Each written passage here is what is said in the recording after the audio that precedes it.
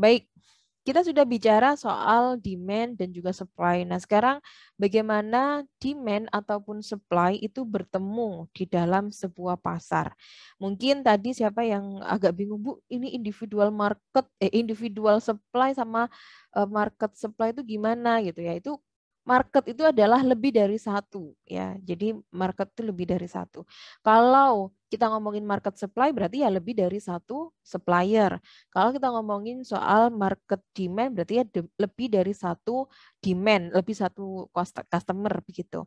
Nah, sekarang kalau kita berbicara soal market saja, market secara umum biasanya itu identik dengan interaksi antara penjual sama pembeli. Berarti kan lebih dari satu player tuh. Bukan hanya ngomongin soal suppliernya aja, bukan hanya ngomongin soal customernya aja, tapi interaksi di antara keduanya. Nah, kalau kita bicara soal market saja, maka itu istilah yang sering identik untuk menunjukkan interaksi antara pembeli dan penjual. Nah, kita bisa lihat di sini, misalnya ini adalah demand-nya, kemudian ini supply-nya.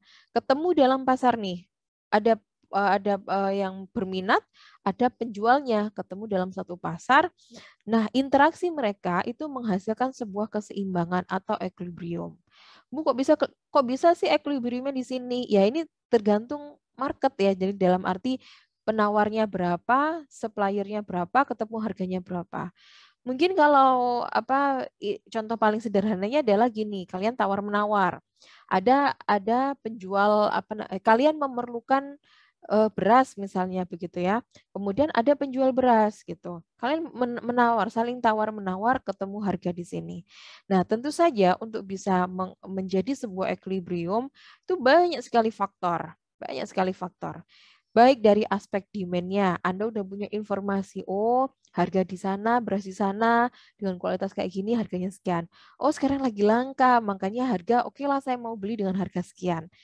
Nah, itu banyak sekali informasi. Atau dari suppliernya misalnya, Anda punya informasi yang banyak terkait dengan jenis produk beras tersebut. Sehingga nggak bisa nih, oh biaya saya mahal, mau dibeli cuma 3.000 doang, berasnya nggak mending saya timbun di rumah, nanti kalau harga udah stabil saya jual, misalnya kayak gitu. Nah, antara dua kepentingan ini ketika bertemu di pasar itu menjadi sebuah equilibrium.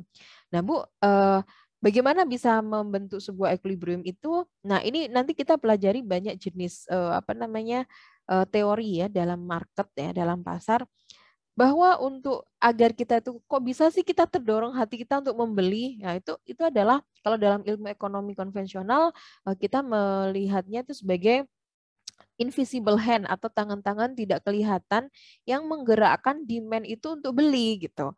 Kemudian kalau supply juga begitu, dia menghadapi juga invisible hand gitu. Kenapa ya saya kok bisa ngejual gitu?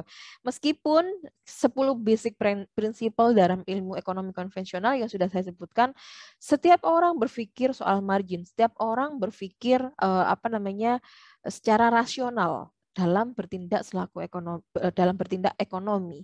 Itu yang perlu kita pertimbangkan. Tetapi ada juga mungkin orang-orang yang irasional sehingga mungkin seller berperan di situ.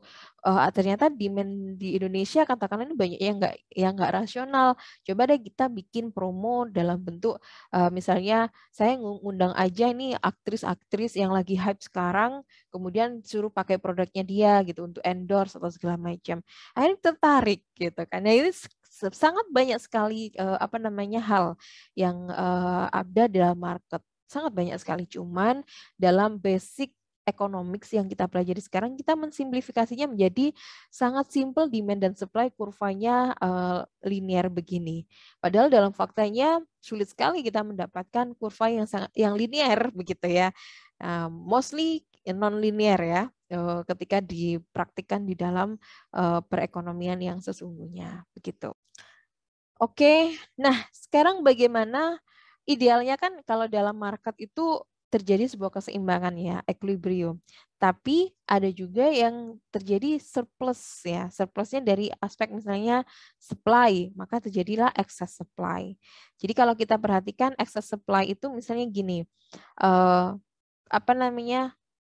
Sebenarnya demand yang dibutuhkan masyarakat ini ada misalnya di harga 5 ya. demand masyarakat tuh hanya sekitar 8 gitu ya, atau 9 di sini. Tapi jumlah yang ada suppliernya itu ada 25. Maka terjadilah surplus di sini. Surplus dari barang yang ditawarkan. Gitu. Sebaliknya, nah untuk menghadapi facing surplus ini kan, jadi kalau penjualnya apa namanya barang yang ada itu ada 25 gitu ya, ada 25 di sini ya. Tapi yang dibutuhkan hanya 9 gitu kan. Maka apa yang terjadi gitu ya?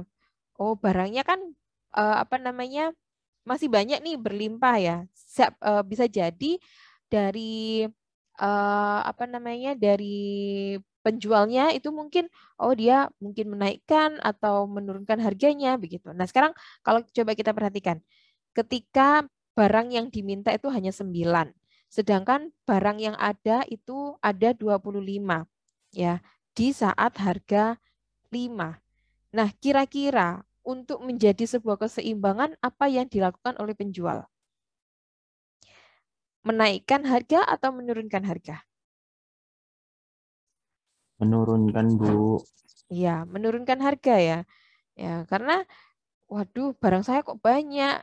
Masih istilahnya waduh ini harus cepat habis juga barangnya cepat rusak gitu kan. Ya udahlah saya turunkan gitu. Ketika diturunkan perjalanan ke sini menurunkan gitu ya. Menurunkan ternyata ada kenaikan dari jumlah kuantitas yang diminta yang awalnya hanya 9 mungkin naik naik naik. Nah, ketemu di sini keseimbangan ternyata 15 ini gitu. Ya itu ya. Jadi kondisinya apakah terjadi kalau terjadi excess supply. Oke, kemudian sekarang selanjutnya excess demand. Kalau tadi kan excess supply-nya, sekarang excess demand atau shortage. Artinya kuantitas demand itu lebih tinggi dibandingkan dengan kuantitas supply-nya. Jadi masyarakat tuh butuh banget barang tersebut. Nah, tapi barang yang diproduksi langka gitu, shortage gitu kan. Nah, dari sini supplier akhirnya ini dong, ya udah mereka kan butuhnya banyak nih, barangnya cuma dikit, kita naikin harganya lah gitu. Saya nggak masa nggak dapat untung misalnya kayak gitu. Nah akhirnya muncullah ini dinaikkan jumlah barang apa namanya harganya dinaikkan gitu ya. Terus kemudian di sini mereka terus produksi. Nah ini karena mereka butuh banget tapi dengan mempertimbangkan harga yang naik akhirnya ya mereka yang mampu dan mau membeli juga mulai turun dong gitu ya. Nah akhirnya ketemulah keseimbangan di sini. Begitu. Itulah pasar ya. Jadi jangan pernah meninggalkan bahwa pasar itu adalah yang mampu dan mau. Dua-duanya harus masuk di situ. Kalau hanya mau saja ya nggak bisa. Akhirnya dia kalau mau tapi nggak mampu ya dia keluar dari pasar tersebut. Artinya kalau ini adalah pasar beras misalnya gitu ya, mereka nggak mampu membeli beras tapi mau ya mereka akhirnya nggak bisa makan beras. Nah orang-orang yang nggak bisa makan beras ini jadilah mereka tidak masuk dalam pasar begitu. Mungkin mereka beralih ke pasar singkong misalnya atau pasar eh, gandum atau gandum lebih mahal ya kita impor ya atau kita masuk ke jagung ya makan jagung. Ada yang pernah makan jagung saja sebagai pengganti beras nggak? Jagung titip, Bu. Apa itu jagung titih? Jagung yang dititip, Bu. Oh, istilah titihnya saya nggak paham apa di titih itu. Kayak ditumbuk gitu, Bu. Tapi nggak hancur sih. Kayak pipih, kayak pipih. Oh, oh kayak dibuat emping gitu. Iya, benar sekali, Bu. Oh, terus diapain? Itu. Dimakan begitu kebetulan makan khas daerah saya sih, Bu. Ini biasanya makan sama bisa lawar gitu atau sama ikan Oh, daerah mana? dari Flores, Bu. Oh, dari Flores. Ya, Bu. Jadi jagungnya ini jagung kering apa jagung apa? Jagung kering, Bu. Jadi dia tuh tergantung orangnya. Tapi yang biasa sering dimakan itu jagung titip sama ikan kering gitu, Bu. Itu Oh, pengganti itu. Pengganti beras. Kadang juga pakai ubi dan pisang, Bu. Kalau di daerah saya. oh gitu ya. Jadi Ya. jagungnya yang kering dipipihkan, kemudian diapain? Jadi jagungnya itu kan kayak jagung terus di apa sangrai gitu. Oh, oh. Nah itu ditumbuk jadi apa pipih tapi pakai batu gitu Bu. Jadi nanti dia kayak pipih-pipih gitu, itu baru dimakan. Terus ada Oh, bulu-bulunya gitu. jadi nanti jatuhnya kayak kering, kayak makan emping ya jadinya ya. Ya, benar sekali. Hmm, oke oke, saya baru tahu kalau jagung ya. Kalau empingnya kan mungkin ini ya. Kalau di Jawa itu kan jagungnya di apa ampok gitu kan, digiling. Jagung kering digiling, terus dijadikan kayak dikukus gitu ya, jadilah ampok. Nah, ada yang daerah mungkin Solo atau mungkin di Blitar juga ada sih. Itu yang benar-benar dimakan atau di Madura ya, itu hanya benar-benar ampoknya saja, tapi ada juga yang dicampur dengan beras. Nah, saya baru tahu nih yang apa jagung titi itu ya. Mungkin saya nanti coba gitu. Nah, itu jadi beruntungnya kita punya beragam macam makanan ya. Dan kita juga belajar jangan hanya makan nasi sebenarnya gitu. Em, Oke, itu kalau terjadi excess demand. Nah, oke.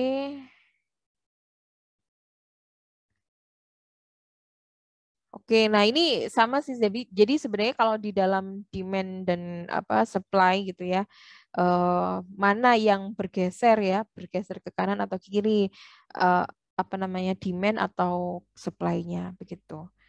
Nah, sekarang bagaimana kalau, oh ya sebentar sebelum ke sini dari, nah surplus ataupun shortage ini faktornya hanya dari aspek kuantitasnya. Jadi kita ngomongin shortage ataupun surplusnya itu dari sisi kuantitasnya. Jadi kalau misalnya shortage berarti di pasar ini jumlah pemintanya atau jumlah orang yang membutuhkan barang kita itu lebih banyak daripada barang yang ada. Nah, kenapa terjadi shortage? Bisa jadi karena mungkin logistiknya terhambat begitu misalnya. Kemudian bisa jadi karena adanya penimbunan misalnya. Nah, itu kan salah satu cara ya dari supplier biasanya tadi biar biar harga naik itu kan salah satunya dibuat shortage ya. Untuk bahan-bahan kebutuhan pokok gitu misalnya dibuat langka secara sengaja begitu ya. Terjadilah shortage. Tapi kalau kita ngomongin soal market ini adalah pokoknya yang terjadi apapun penyebabnya, entah karena kesengajaan atau karena memang benar-benar langka barangnya, memang mungkin bahan bakunya susah sehingga terjadilah shortage.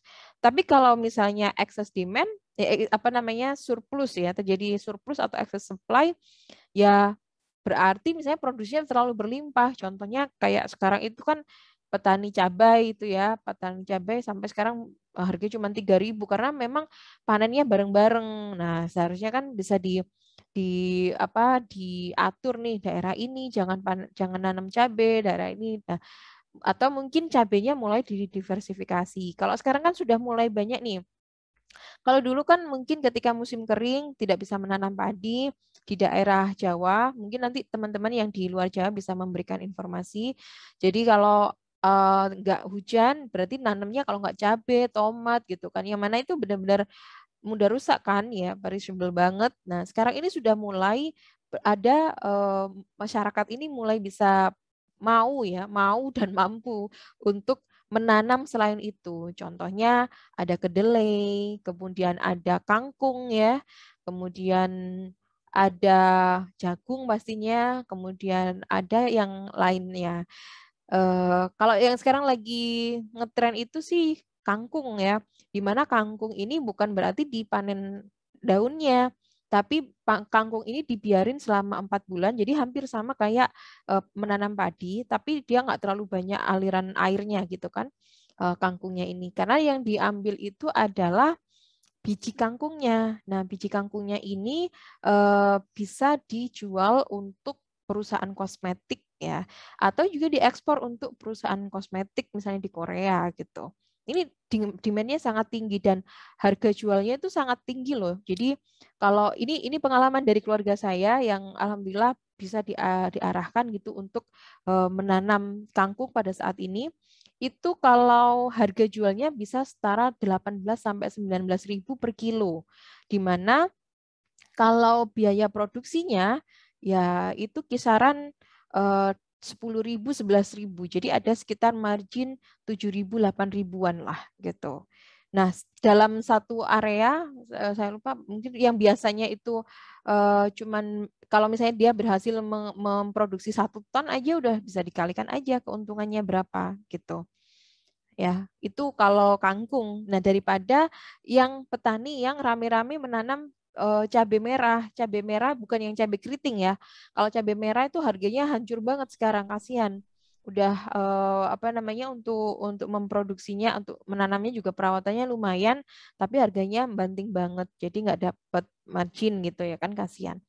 Nah, mungkin nanti ke depannya para petani ini diarahkan untuk menanam cabai keriting misalnya begitu. Nah, cabai keriting itu kan yang sering diproduksi di India, yang kita itu bahkan impor cabai keriting dari India kan, karena cabai keriting itu bisa dipakai untuk dikeringkan, bisa untuk dikeringkan, sehingga kita anak Indonesia ini kan suka makan pedas ya, level-level berapapun disikat sama kita kan. Nah, itu ternyata cabainya juga banyak cabai impor. Ironis kan? Padahal kita ini memproduksi cabai banyak, tapi ya itu tadi perishable banget, nggak sulit gitu. Kalau cabai merah yang cabai merah basah itu kan larinya paling untuk ke perusahaan-perusahaan saus ya. Karena mereka memang cocoknya memang digiling jadi bumbu Bali atau apa kayak gitu-gitu.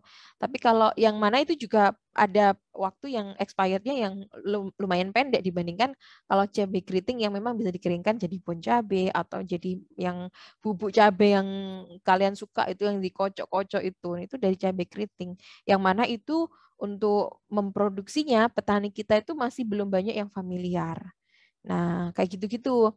Jadi variasi tanaman sebenarnya kalau kita itu. Kalau kita ngomongin soal surplus dari produk ya. Oke, baik itu. Oh, udah tinggal dikit. Sekarang saya lanjutkan yang terakhir ya. Nah, yang terakhir di sini masih terkait dengan keseimbangan dari demand dan supply.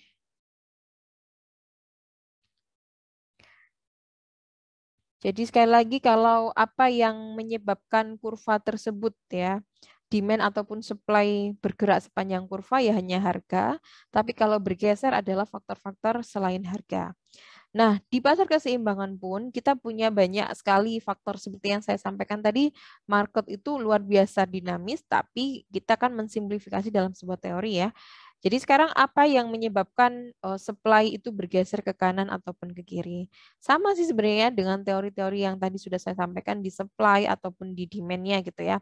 Jadi kalau misalnya demand bergeser ke kanan gitu ya. Jadi contohnya kayaknya misalnya kita sekarang pasar laptop misalnya ya, pasar laptop sekarang karena pandemi, orang yang awalnya tidak terlalu membutuhkan laptop misalnya karena semuanya bisa face to face. Nah, sekarang sudah mulai mencari laptop karena capek juga Bu, masa aku Zoom pakai HP terus gitu kan. Sekarang pakai laptop. Nah, laptopnya harus nyari yang kamera yang oke. Kalau kamera saya kan agak agak ngeblur gitu ya. Sebenarnya ada kamera apa namanya tambahan tapi diambil lah sama adik saya ya. Jadi karena akhirnya ya sudah saya bertahan ini aja. Jadi kakak harus mengalah. Ya, sekarang apa namanya? Nah, ini kurva di pasar ya, pasar dari laptop karena permintaannya naik. Sementara kalau diasumsikan harga diasumsikan supply-nya konstan, maka terjadilah kenaikan harga gitu. Nah, sekarang kita kalau dalam ekonomi itu ada istilahnya ceteris paribus ya. Ceteris paribus. Ceteris paribus itu maksudnya paribus. Jadi di faktor-faktor lain dianggap konstan. Jadi kalau kita mau menganalisis semua dinamis ya nggak cukup ini teori-teori ekonomi gitu ya. Jadi pasti kita mensimplifikasi, anggap semua konstan, ceteris paribus. Misalnya begini, kurva supply dan demand dari laptop tadi kan di inisialnya adalah S1 sampai D1. Nah, terus pandemi, ceteris paribus, yang lain dianggap konstan. Faktor yang berubah hanya pandemi. Dan itu membuat demand terhadap laptop naik. Nah, ketika saya bilang demand terhadap laptop naik, maka berarti itu kurvanya bergeser ke kanan, gitu kan. Sementara ceteris paribus berarti semuanya kondisinya konstan termasuk supply. Barangnya tetap nggak ada perubahan, tapi demand-nya naik. Apa yang terjadi? Harga naik dong, gitu kan? Karena harga naik, maka supplier berinisiatif, wah ini banyak rame market nih, banyak permintaan nih. Nah, ini apa? Dia memproduksi lebih banyak lagi, gitu kan? Itulah pasar. Jadi pasar tuh saling bereaksi. Nah, Bu, kalau udah harga naik, kemudian kuantitas naik, bisa nggak terjadi nanti harga turun? Tentu saja bisa, seandainya ada pemain baru. Misalnya, wah ini banyak yang rame lagi butuh laptop nih. Nah, akhirnya banyak yang penjual akhirnya menjual banyak laptop lagi. Supply bergeser ke kanan. Nah, ke kanan banyak player baru lagi misalnya begitu. Yang awalnya harga bisa terjual P2 sekarang menjadi di P3 gitu. Ya, harga turun deh gitu. Terus ternyata demand masih tinggi juga, naik lagi pandemi level 4 gitu ya. Naik lagi gitu kan. Nah, ternyata yang awalnya di sini sekarang bergeser ke kanan nih dengan harga yang sama. Ternyata seller juga pengen, wah ini masih potensi, banyak sekali yang jualan lagi. Jret. Nah, harga turun dan seterusnya begitulah. Ya, jadi terus saling mengkoreksi satu sama lain. Ini interaksi yang terjadi di dalam pasar. Begitu kira-kira. Nah, ini juga supply tadi ya, apa yang berubah dari aspek demand maupun supply-nya, teknologi dan seterusnya. Oke, mungkin ini sih terkait dengan pergeseran dari kurva supply maupun demand.